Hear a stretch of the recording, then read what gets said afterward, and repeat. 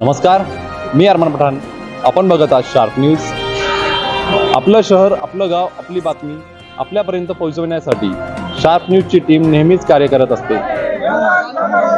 बागलाण तालुक्यातील ताहराबाद परिसरातील शेतकऱ्यांकडून कांदा व मका खरेदी करूनही त्याचे पैसे न दिल्याने फौजदारी गुन्हा दाखल करण्यात आला होता. सदर गुन्ह्याचा तपास करत असताना जायखेडा पोलीस स्टेशनचे पोलीस निरीक्षक सागर काळे हे आरोपीला मदत व्हावी अशी भूमिका घेत असल्यामुळे संतप्त झालेल्या शेतकऱ्यांनी आज मालेगाव येथील अप्पर पोलीस अधीक्षक कार्यालयाबाहेर अर्धनग्न आंदोलन केले. ताहराबाद परिसरातील काही व्यापाऱ्यांनी शेतकऱ्यांकडून मोठ्या प्रमाणावर कांदा व मका खरेदी केला होता.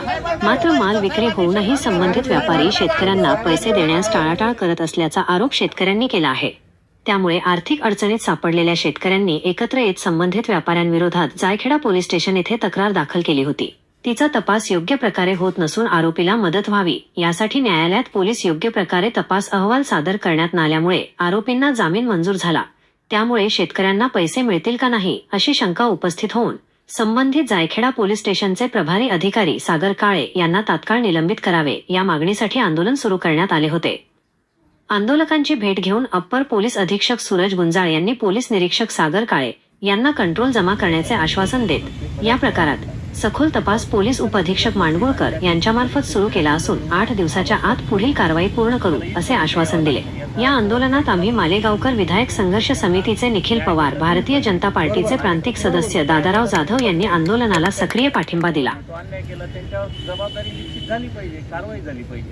त्याच्याशिवाय हा विषय कुठेतरी शेतकऱ्याचा जो आत्मसन्मान दुखावला आहे तो त्या ठिकाणी दुखावलेला आहे. आणि त्या अधिकाऱ्यावर जर कारवाई नाही झाली तर यांच्या ठीक आहे, पैसा 2 नंबरचा पार्ट आहे, पण त्यांना किती हॅरेस झालं याची पण भूमिका आपण लक्षात घेऊ. 4 महिन्यापासून आणि आपण एक शेतकऱ्याची व्यथा जाणून आहात किती परिस्थिती गंभीर होती. यंदाही आता थोडा महिना लेट पाऊस आला आहे. आज त्यांच्याकडे पैसे जर नसतील तर पुढचं सीझन कसं काय पार करतील.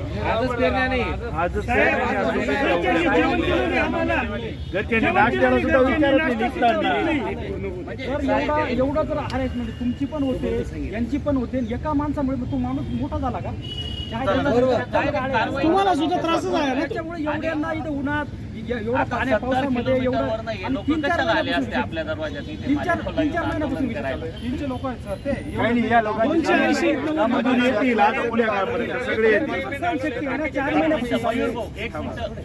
चर्चा करू. अन्नापूर बाजार समिती या सगळा गोंधळ होता.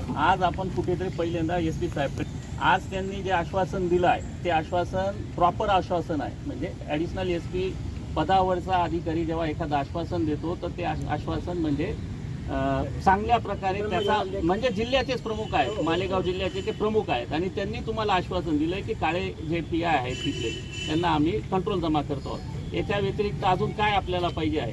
दुसरा मुद्दा IO साहेबांना घेऊन ते स्वतः तुमच्या सर्वांच्या उपस्थितीमध्ये माननीय न्यायाधीश साहेबांना भेटायला चालले.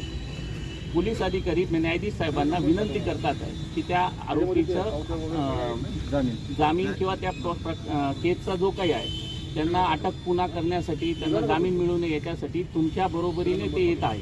आत्ता स्वतः साहेब येत आहेत. साहेबांचं नाही पण ते IO साहेबांचं काम असताना देखील SP साहेब स्वतः येत आहे. आणि तिसरा मुद्दा त्यांनी अजून एक आपल्याला आश्वासन दिलं की DYSP साहेबांच्या ऑफिसला बसून तुम्हाला त्या सगळ्या पावत्या आणि ते सगळे कागद आपल्याला ते दाखवणार आहे. किती लोकांना फसवले. काय विषय? आम्ही सर्व ताहराबाद परिसरातील शेतकरी आहोत. Jaykheda police station under Muktai trading company एक नामक शेतकऱ्यांना फसवणूक केलेली आहे 2 ते 3 कोटीची. सदर कंपनीच्या व्यापाऱ्यांवर पहिली गोष्ट गुन्हा दाखल होत नव्हता. शेतकऱ्यांनी एकजुटीने सगळं हे करून त्यांच्यावर गुन्हा दाखल झाला. आज गुन्हा दाखल कंप्लीट 1 महिना झाला. कोर्टात आज त्या लोकांना जामीन झाला. सर्व शेतकऱ्यांनी 150-200 शेतकऱ्यांनी त्यांचे जबाब, त्यांच्या ओरिजिनल पावत्या माननीय सागर काळे पोलीस उपनिरीक्षक जायखेडा पोलीस यांच्याकडे देऊन सुद्धा त्यांनी कोर्टात हजर न केल्यामुळे आज त्यांना जामीन मंजूर झालेला आहे. आम्हा शेतकऱ्यांना आज आत्महत्या केल्याशिवाय जी दिल्याशिवाय काही पर्याय नाही. त्याच्यामुळे आज आम्ही इथून पैसाच घेऊन जाऊ. पोलीस यंत्रणा जशी व्यापाऱ्यांची बाजू घेऊन पैसे घेऊन बाजू केली तशी त्यांनी आज आम्हाला पैसा आणून द्यावा. आम्हाला बाकी माहित नाही. आम्ही आत्महत्या केल्याशिवाय जाणार नाही इथून. आज जीव गेला चालेल आमचा. 200 ते 300 लोकांचे पैसे. 300 लोकांचे पैसे आणि दिलेल्या भावापेक्षा अजून भाव आम्ही कमी केलेला आहे तरी ते पैसे द्यायला तयार नाही. जी रक्कम आहे ती पण द्यायला तयार नाही येत आम्हाला. 1 महिन्यापासून पोलीस यंत्रणेला व्यापारी सापडत नाही. हे यांचे उत्तर आहेत.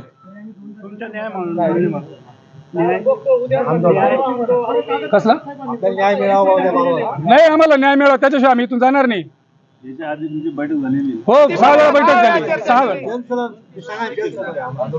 याच्या आधी दुग्गड साहेबांनी आम्हाला येऊन शब्द दिला होता, आम्ही आरोपी अटक करतो, तुम्ही आम्हाला सहकार्य करा, आंदोलन करू नका. आम्ही त्यावेळेस स्थगिती घेतली. त्याच्यानंतर माननीय गुंजाळ साहेब हे स्वतः येऊन आम्हाला बोलले, त्यानंतर आम्ही आंदोलन स्थगित केलं. मात्र आज आम्ही जेव्हा कोर्टात माननीय भोसले साहेबांच्या कोर्टात हजर झालो सर्व शेतकरी, तेव्हा आम्हाला कळतं की पोलीस प्रशासनाने कुठलाही कागद आमच्यापर्यंत पोहोचवलेला नाही.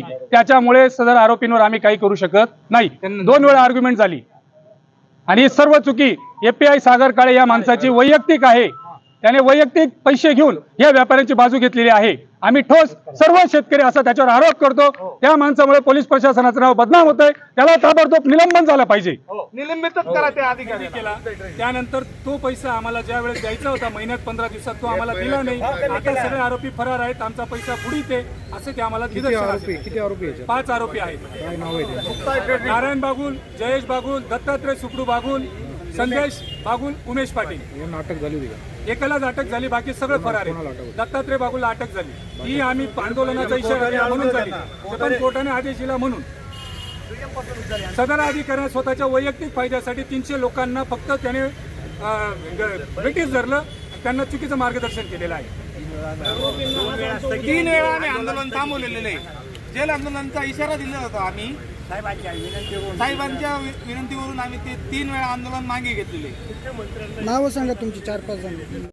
200 ते 300 लोकांची 2-4 कोटीची फसवणूक केली. मात्र स्थानिक प्रशासनाने त्यावर कुठलंही व्यवस्थित नियंत्रण न ठेवल्यामुळे आज त्या कोर्ट मालेगाव त्यांना जामीन मंजूर झाला, जो त्यांना व्हायलाच नको होता. कारण त्यांनी शेतकऱ्यांचा पैसा दिलेला नाही आणि प्रशासनाने वेळोवेळी आम्हाला याच्यातनं गाफील ठेवलं, त्याच्यामुळे त्यांचा जामीन इथं मंजूर झाला. स्थानिक प्रशासनाचे अधिकारी यांच्यावर आज निलंबनाची कारवाई ठोस आम्हाला त्यांनी माहिती दिल्यामुळे आम्ही इथून उठलेलो आहोत आणि आम्हाला आमच्या शेतमाल विक्रीमध्ये जो आमची फसवणूक झाली त्यातला आमचा पैसा मिळवून द्यावा या मागणीसाठी आम्ही आज मालेगाव येथील उपविभागीय कार्यालयात उपोषणास बसलो होतो. काय पोलिसांनी तुम्हाला आश्वासन दिलं? पोलिसांनी स्थानिक जो PI आहे त्याच्यावर कारवाई केलेली आहे आणि आजच्या सर्व अधिकारी एकत्र बसून त्वरित 8 दिवसात सर्व आरोपी अटक करून पुढील कारवाई आम्ही शेतकऱ्यांना न्याय मिळवून देण्यासाठी करणार आहोत.